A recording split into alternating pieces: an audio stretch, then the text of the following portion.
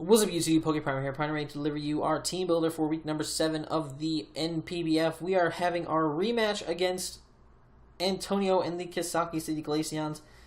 This wasn't originally the matchup we were meant to have, but it is the matchup that we have now, so I'm more than pleased with it. And why is this already fucked up? What is going on? That's better. That's a much better spread. I like that nice odd number HP stat. Let's get it. Anyway, we are here. We are here. Ladies and gentlemen, it's a pretty lovely day. We are here with this team builder to take him on. And I will say we are bringing somewhat of a similar team, but at the same time we're bringing some clear differences. Some not clear differences and some slight differences. But for the most part, I think I think the changes I made will benefit us more so than anything. Because last time, we had a really good matchup, and we actually did pull out a really big win against him. But this time, I think we can do even better. Now that we kind of seen his play style, we didn't get to play him last season, so we've seen his play style, and we kind of have been observing his matches since then because we've been doing the recaps. So we've seen some trends, and I think we can benefit from that knowledge and hopefully kick his ass. So first mod we're bringing this week, though, 100%. Has to be our Weavile, Ron Weasley. I didn't go over his team. I will go over his team again. I apologize. He has Tyranitar, which is a Z user, Milotic, Crocodile, Gardevoir, which is a Z user, Miltank, Gallade, Electivire, Roselia, Mawile, and Mega Lopunny. First mod we're bringing is going to be our Ron Weasley, the Weavile. Bringing the Titanium Z again. We actually did not even get to use this set much last time at all. I don't even think we hit the field. I don't even think Weavile was on the field for more than 2 seconds. Which is really cool. Like, no real complaints here. I'm more than pleased with the situation.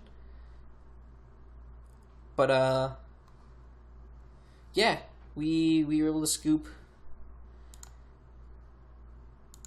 We were able to scoop up a well, no kills with it in this game because we didn't get to use it.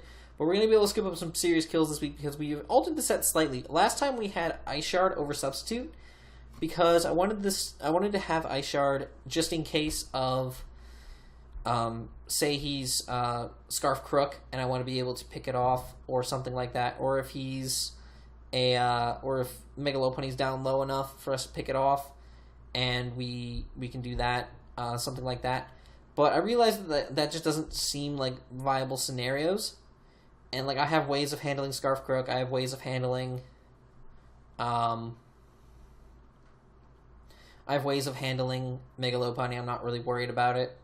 So, I actually swapped out Ice Shard for Substitute because it serves a double purpose. First of all, we have the knockoff. Obviously, it's going to hit his whole team decently hard. We get to scout for Z-Crystals on potentially T-Tar or Gardevoir.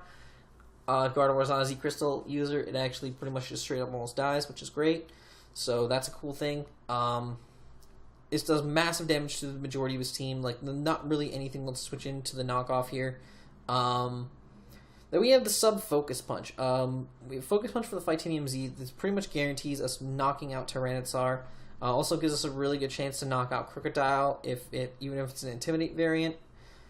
And it's another really good way of blowing back the Miltank as well. So that could potentially be an option. The reason we have the sub is because if we're basically going to be forcing something out, we can go for a substitute, and automatically we are now behind a sub, and we are a threat. Because now we can either go for the straight-up Focus Punch, just straight-up Focus Punch something, or we can go for our Titanium on something, kill it, and then we still have sub up with Focus Punch, and also knock off an Icicle Crash for our dual stabs, which pretty much hits his entire team, which is awesome.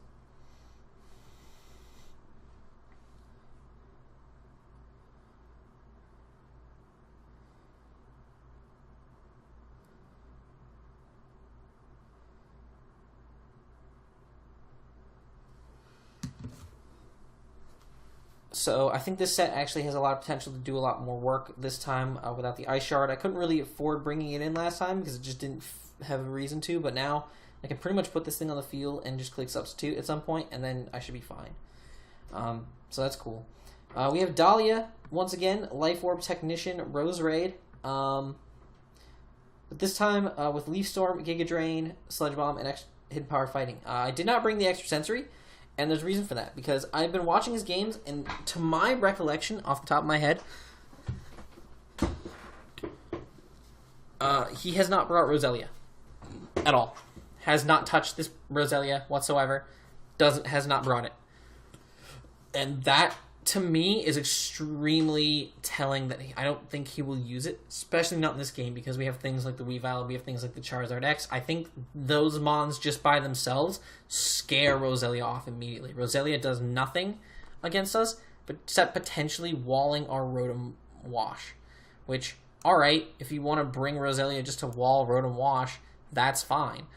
But Roselia does, and Florges, kind of, but like, if you want to bring Roselia for those reasons, that's fine. I still have a Bronzong that can beat it, a Cryogonal that can beat it, Zardex, Weavile that can beat it. Like, he's basically bringing a soon-to-be-dead Mon, in my eyes. So I don't think he brings Roselia at all, so bringing Extra Sensory does nothing for me at all. Like, okay, it can maybe hit the Mega Lopunny, but I'm never staying in on Mega Lopunny. Mega Lopunny does way too much damage to me, even with the 80 HP investment. I'm not even taking the chance. So I'm not going to stay in. Leaf Storm is a good nuke to click. It will tears through the Milotic entirely. We've been down that road. We've seen it annihilate the Milotic last game. He might bring Rindo this time, so I'm going to try to scout for the Rindo throughout the game. Or may like lower him in range, try to get him lowered in range to where Rindo will not help save him potentially. So that's why you also have Leaf Storm and Giga Drain. Giga Drain will do a massive amount of damage to things like the Crook as well, and also give us some HP recovery, which is nice. We have the Sludge Bomb for the Gardevoir. And just to have a nice secondary stab that we can do a massive amount of damage with, because this thing hits like a truck, honestly. And then we have a HP Fighting, and now granted, Leaf Storm pretty much can OHKO an offensive T-Tar or whatnot, but HP Fighting can also do the same thing, as well as just giving me a move that's a little bit more spammable. HP Fighting is our way to not be walled by a Sap Super Meltank as well, which is really good. This is the same situation we had last time, where he's going to be stuck with what ability he wants to bring on Meltank, because if he doesn't bring Thick Fat, then Zard just breaks through it, like wall breaks it 100%. If he does bring Thick Fat, then Roserade can easily break through it. Like, it's a bad situation for him, because all three of my main offensive mons, depending on his ability, have a way of breaking through his Meltank. So it's not the most potent wall against our team. Plus, we have a mon that can just straight up break through it on its own, which is nice. But yeah, I think having the HP Fighting, it makes it more spammable. It's more of a spammable move against his team. So that'd be cool. Next up, we have Natsu, our Mega Charizard X, and we're bringing almost the same set as last time, once again. But just enough speed to outspeed the Electivire. We're in Dragon Dance, Flare Blitz, Thunder Punch, and a Brick Break. Obviously, Dragon Dance to set up and potentially sweep. Flare Blitz, because it's very spammable against his team. His only real resists to Flare Blitz are Thick Fat, Meltank, and Tyranitar.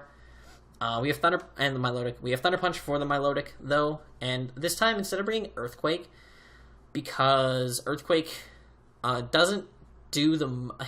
It still does a massive chunk, but it doesn't do a lot against his team. Like, yes, it's super effective on the Electivire as well. And the Mawile, but at the same time, well, Flare Blitz is super effective on Mawile, and realistically, Electivire is not going to appreciate a Tough Claws Flare Blitz from a Mega Charizard, especially if I get to +1. I'm pretty sure it still just OHKOs the Electivire. So I'm bringing Brick Break, because Brick Break is a guaranteed OHKO on T-Tar, unless he brings the Chople. But it does so much more damage, because if you think about it, like Earthquake goes from 100 to 200, because it's super effective 2 times, so there's that. But Brick Break is 4 times effective, so it's going from base 75 to like 300, which is crazy strong. So that's a huge, massive difference between that and Earthquake. So I'm definitely looking to use that to my advantage in some way, shape, or form. So I think that's overall going to be better for us in this game. We'll see what happens. But that is our Charizard set. Next up, we're bringing a different mon this week. We're bringing Bronzedong the Bronzong. Last time we had Rocky Helmet Florges as kind of our switch into Mega Lopunny, and it was proved very quickly due to it having Retaliate that was not an option. That was no longer an option because it did well over half. This time, we are prepared for that because realistically, if he wants... Alright, so I don't think he's... So this set is just a hard counter to Mega Lopunny in any set of Mega Lopunny. We'll Stealth Rock, first of all. First and foremost, to get the chip damage on his team, that's important. He has no hazard removal, so chip damage will be nice. We have Protect. Protect is to scout the Mega Lopunny to see if it has high jump kick or what kind of fighting move it is rocking out with. Because it obviously won't be going for its normal type moves against our Bronzong, especially after it notices that we have the Rocky Helmet. So if it does have the high jump kick and it goes for it, it will lose that 50%, which is dope. If it has like the Drain Punch and whatnot, we know we can beat that 1v1 because we have the Zen Headbutt, which does like 60-something% minimum. So we're in a really good spot to beat that thing, especially with the Rocky Helmet. Like even if he Drain Punches, he's not getting enough HP back to be able to handle Zen Headbutt plus Rocky Helmet damage. He's just going to basically go down to that, which is awesome. And then our last move is actually going to be Earthquake, because this allows us to still be able to hit things like the Electivire, still be able to hit the Mawile, still be able to hit the T-Tar if I have to. This just gives me like an extra move to be able to click against other Mons. But realistically, I'm never going to stay in on like a T-Tar unless if it Pursuit Traps me, that's fine. But I'm not going to stay in on T-Tar. That's just dumb. Like my switch into T-Tar is the last mon I'm bringing on this list, but we'll see if that works out in my favor. Next up, we're bringing Urate, the Rotom Wash with the Leftovers Levitate ability. Volt Switch, Hydro Pump, Toxic, and Defog. I'm bringing a Defogger this week because I don't want him potentially getting up rocks with his T-Tar, and I think this is a more reliable Defogger than Florges would be. He has potential rockers in Mawile, in Meltank, which is his more than likely one, and Crocodile, as well as T-Tar. So he can set up rocks with a bunch of mons on his team, and I think he might want to do that because he could be threatened by things like the Weavile and the Charizard a little bit more this time. I think he'll be expecting those to actually hit the field this time because I think Charizard hit the field for like a few minutes last time to click Earthquake and killed the T-Tar, and that was it. But I think this time, this thing will be pressuring his team a little bit more. Last time it was a Trick Scarf set, and I scarfed myself into Hydro Pump, and I didn't have anything that I wanted to switch into the Meltank, so I wasn't really taking that chance at the time. But now I'm not as worried about the Meltank, so we'll see how this goes. But with Toxic, we're going to Toxic the Meltank if we see it. So we can start whittling it down and see if he has Heal Bell. Force him to go for the Heal Bell so we can maybe get into our Weavile, which is nice. Then we can Volt Switch on things pretty easily. Outside of Electivire, if he brings Electivire, we're obviously going to have to click Hydro Pump more than once. Or every now and then we'll have to click that Hydro Pump button, which could be nice if we can catch that thing with a Hydro Pump and do some massive damage. But Toxic will just be really nice against a lot of members of his team. We can really start wearing down a couple mons here and there and really start doing some big damage. And then Defog just to keep hazards off our side of the field so that our Weavile and our Charizard can come in pretty safely. Last but not least, we're bringing All Blacks, the Passimian Choice Scarf. Once again, we're bringing the exact same set of Passimian as we did last time because this thing put in so much work. Picked up 3 kills against him last time. Obviously, I think he's going to prep a little bit harder for the Passimian this time. If he does, that's fine, but that means he's prepping a little less for other things on our team, and that's also important. Mind you, I'm also normally pretty bad with rematches, so hopefully this doesn't come back to bite us, that we bring this same Pissimian set, but there really wasn't anything else on my team that I could justify bringing. Dusknoir could have been cool to have like the Shadow Sneak for like Gardevoir and Gallade and stuff like that, but it just gets outclassed. It gets stopped basically by Mega Lopunny if I can't like Will-O-Wisp it on a predicted switch. And Tyranitar just threatens it way too much, as well as Crocodile, so I couldn't really justify Dusknoir. Florges completely flunked last time. I almost debated bringing a Scarfed Florges this time, but the fact that it's outsped by Gallade and Gardevoir make it a little bit less useful of a Scarfer than Pissimian. At least Pissimian speed ties with them, so there's a potential chance to outspeed like we did last time with the Gunk Shot and killing the Gardevoir. What are the mons that I not bring? Licky Licky, again, I just kind of didn't see it having all great of a matchup. With Mega Lopunny and Gallade right there, especially a lot of his team just not really caring, honestly, about Licky Licky. Like, I don't think his team's not like a status spreading team. Miltank really could be, maybe Scaldburns from Milotic, but for the most part, he's a very offensive team, so I don't see that being a thing. Or having the Heal Bell. Cryogonal, again, it's the Mega Lopunny just says no to Cryogonal's existence.